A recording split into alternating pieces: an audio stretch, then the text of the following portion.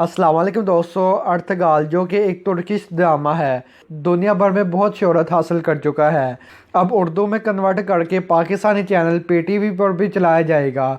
आपने बहुत सी Hollywood Bollywood film ड्रामे देखे होंगे जिनमें फर्जी हीरोज़ होते हैं जिनका हकीकत से कोई वास्ता नहीं, मगर डायरलेस अर्तुगिल मुसलमानों के शानदार गुजरे हुए माजी की कासी करता है। खिलाफत उस्मानिया को अता किए गए सच्चे ईमानदार हौसला अफजा जंगजू हुक्मरानों को हकीकत की रोशनी में बयान करता है, जिनको देखकर मुसलमानों में शहादत का जज्बा बढ़ जाता है और उनको पता चलता है कि उनके आबाओ अजदाद कितने बहादुर थे। उर्तगाल ड्रामा पहली बार 10 दिसंबर 2014 को तुर्की में पहली बार रिलीज़ हुआ। देखते ही देखते इस ड्रामे ने बहुत ज़्यादा शोहरत हासिल कर ली। ये वो वह ड्रामा है जो कि मुख्तलिफ तर्जमे के साथ 150 ममालिक में शाया हो चुका है। इस ड्रामे ने मगरब के बनाए हुए जाल जिसमें मुसलमानों को फांसी के ज़रिए ख़राब करना था को रोक लिया, जिसका सबूत न्यूयॉर्क में शाया होने वाले आर्टिकल जिसमें इस ड्रामे को खामोश एटॉमिक बॉम्ब कहा गया, इस ड्रामे ने कैसे मगरब की नींदें हराम कर दी और मगरब को ऐसा क्यों लगता है कि आने वाला वक्त इस ड्रामे की बदौलत ही मुसलमानों का होने वाला है। इसको समझने के लिए इस वीडियो को मुकम्मल ज़रूर देखें। ये सब मामला को समझने के लिए आपको अर्तगिल गाजी जो कि खिलाफत उस्मानिया की बुनियाद रखने वाले कामयाब आदमी हैं, इनकी तारीख, खिलाफत उस्मानिया के क़याम, इसके उरूज व ज़वाल को समझना होगा। मैं कोशिश करूँगा कि इस वीडियो में मैं आपको मुख्तसर तौर पर लेकिन मुकम्मल तौर पर समझा सकूँ, और आपने भी कोशिश करनी है कि इस वीडियो को मुकम्मल ज़रूर देखें। अगर आपको ये वीडियो अच्छी लगे तो आप इसको शेयर भी ज़रूर करें, चैनल को सब्सक्राइब भी ज़रूर करें। सल्तनत उस्मानिया जो कि दुनिया की मजबूत तरीन सल्तनत थी, और ये इतनी बड़ी सल्तनत थी कि 3 बड़े आज़मों तक फैली हुई थी। इसकी कामयाबी के पीछे इसकी खुशकिस्मती थी कि इसको एक से बढ़कर एक काबिल एतमाद वफादार अक्लमंद हुक्मरान मिले, जो कि इसको कायम रखने के साथ साथ इसकी शान व शौकत को भी बढ़ाते गए। तो शुरुआत होती है चंगेज़ खान के कुर्दिस्तान के हमले से। इस हमले के बाद यहाँ के कुछ मकामी लोग, जिनमें 100 खानदान और 400 घुड़सवारों का लश्कर मौजूद था, अपने एक सरदार की ज़ेर निगरानी तुर्की के इलाके एनाटोलिया पहुँच गए।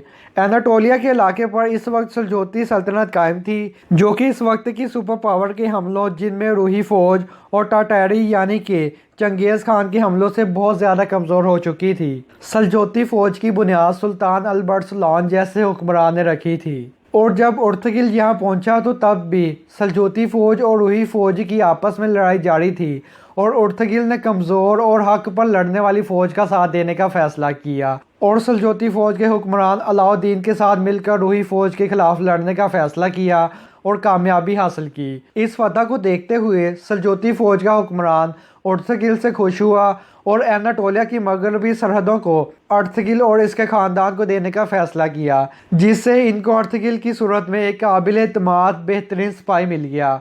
वैसे भी अर्तगिल नहायत ज़हीन काबिल एतमाद आदमी थे। वो हमेशा अलाउद्दीन के साथ मिलकर बगावत के मौके पर कदम से कदम मिलाकर लड़े और बगावत कभी ना की। वो सुल्तान अलाउद्दीन की हर खुशी गमी में बराबर के शरीक हुए।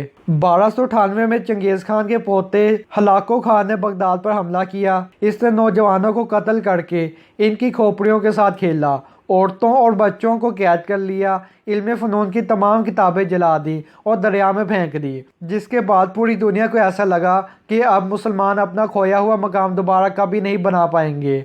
मगर 1298 में अर्तगिल को अल्लाह ताला ने एक बेटा अता किया जिसका नाम उस्मान रखा गया, और उस्मान में वो तमाम खूबियाँ मौजूद थी जिन खूबियों का मालिक इसका बाप अर्तगिल था, और उन्होंने ही आगे चलकर खिलाफत उस्मानिया को कायम किया, जिसकी बुनियादें इसके वालिद सुल्तान अर्तगिल ने पहले ही रख दी थी।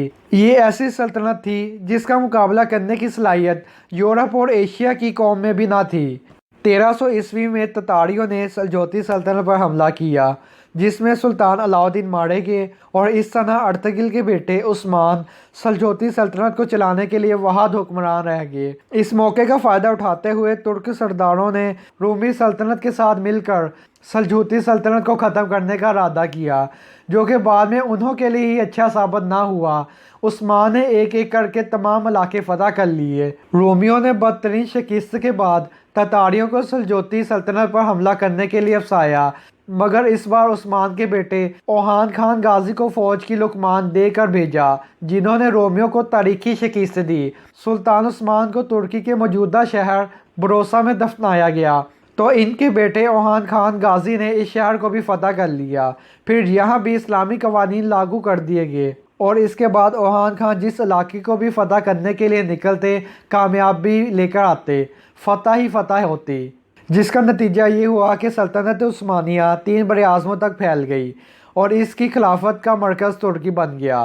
ان 3 براعظموں جن پر سلطنت عثمانیہ کی حکومت تھی، ان میں موجود عراق، فلسطین، بحرین، شام، یونان، مکہ، مصر جیسے علاقے موجود تھے، اور یہ خلافت 1924 تک قائم رہی۔ 1923 کی پہلی جنگ عظیم کے بعد خلافت عثمانیہ کے مخالف فوجیں، جن میں فرانس، جرمنی، برطانیہ وغیرہ موجود تھیں، ان مخالفین نے زبردستی ترکی کے حکمران کو گھیرے میں لے لیا، اور ان سے ایک زبردستی معاہدہ طے پایا گیا کہ اگر تم اپنی سلطنت کو حملے سے بچانا چاہتے ہو تو تمہیں ہماری یہ شرائط ماننی ہوگی، اور اس معاہدے کا نام لوائے زان تھا، اور یہ معاہدے کی مدت 1923 سے لے کر 2023 تک تھی، یعنی کہ ابھی بھی 3 سال رہتے ہیں۔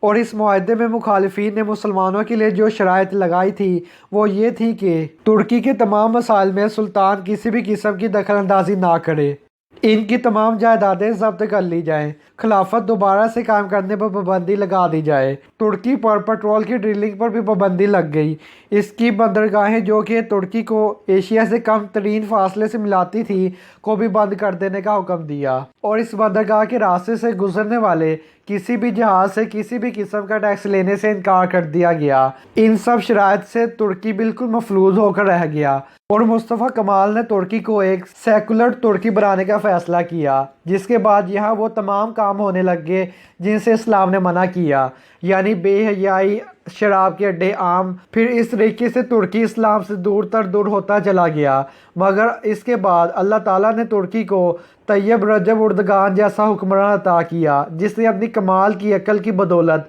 بغیر کسی فوج اور عدلیہ کے ترکی کو سیکولرزم سے نکال کر اسلامی ترکی بنا دیا۔ اب ترکی کی آزادی کے لیے صرف 3 سال ہی رہ گئے ہیں، جس کے بعد ترکی بھی ایک خود مختار ملک ہوگا، اپنے وسائل کو استعمال کرنے کے قابل ہوگا، اپنی تمام بندرگاہیں دوبارہ سے اپنے حساب سے چلانے کے قابل ہوگا۔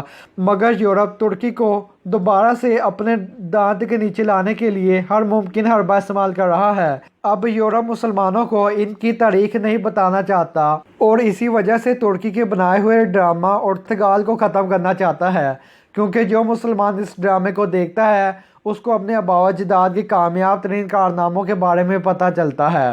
یورپ اس ڈرامے کو ختم کرنے کے لیے اپنے موڑوں کا استعمال کر رہا ہے، اور ہو سکتا ہے کہ آپ نے بھی سوشل میڈیا پر کوئی ایسی پوسٹ دیکھی ہو یا شیئر کر دی ہو جس میں اس ڈرامے کو بیان کر دینے کا لکھا گیا ہو۔ اور اسی کے ساتھ ہی ساتھ آج کی اس ویڈیو کا اختتام ہوتا ہے۔ اگر آپ کو ہماری یہ ویڈیو اچھی لگی ہے تو اس کو لائک کریں، اپنے YouTube چینل کو سبسکرائب کریں، اور ساتھ دیے گئے بیل آئیکن پر کلک کریں۔